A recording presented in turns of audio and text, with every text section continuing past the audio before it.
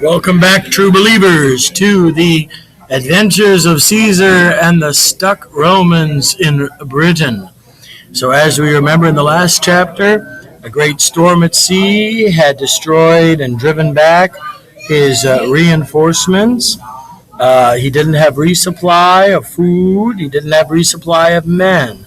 Moreover, his ships that he had with him, many were destroyed.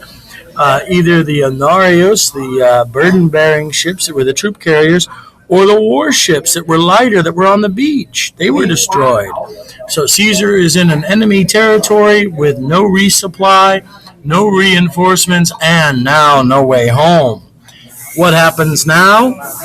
Ablative absolute clause, with which things having been recognized or learned, the chiefs of the Britain, who had come together after the battle to doing those things, what things, which Caesar had ordered, having conferred amongst themselves, having seen Caesar's trouble, when they were, that's why this is a subjunctive, when they were perceiving that the cavalry and the ships and the grain was lacking, takes the dative to the Romans. That's why it was, because it's cum treated like the indicative, and they were knowing. And why is this subjunctive? Probably part of that cum clause.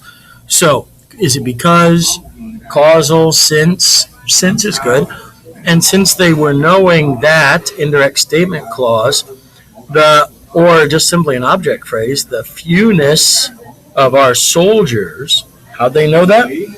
Out of the smallness of the camp, which also were, why is it one camp? Why is it plural? Because a castra is made up of little castrum, little towers. So which was smaller or more narrow from this. Because Caesar had transported the legions, how? Without their baggages. So they kept everything at home. Nice stuff that they'd like to have for winter. They led, now this is another concept of indirect statement clause signal possibly, so it could be they led themselves, or they deemed, they perceived, they thought, indirect statement clause, that it is the best in the doing, with a ablative absolute clause, rebellion having been made, is the best time to prohibit our guys. Prohibio takes the ablative of separation from the grain and the provision. And this was also the best time to do it, they thought, to prolong, to lead forth the thing into winter. Because ablative absolute clause, with these having been overcome or having been intercepted from the return, who are these? These guys, perhaps? Yes, soldiers, men, having been overcome or intercepted from a return. You can't come back again. They were trusting, indirect statement clause, that no one afterward was going, what do you get was, confidebat, was going to cross over into Britain for the sake of war. Now, causa is the post-positional phrase, so in your text, belly will occur before it, of war being brought on, a gerundive. And so, ablative absolute clause, with a conspiracy having been made again, you just can't trust the British.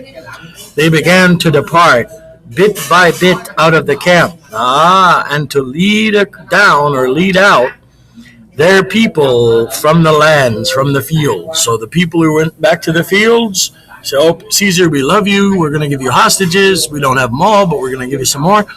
So now they're getting out bit by bit to lead their troops out of the field. Say, "Come on, guys, let's go get him again." Poor Caesar. He's caught in a conspiracy.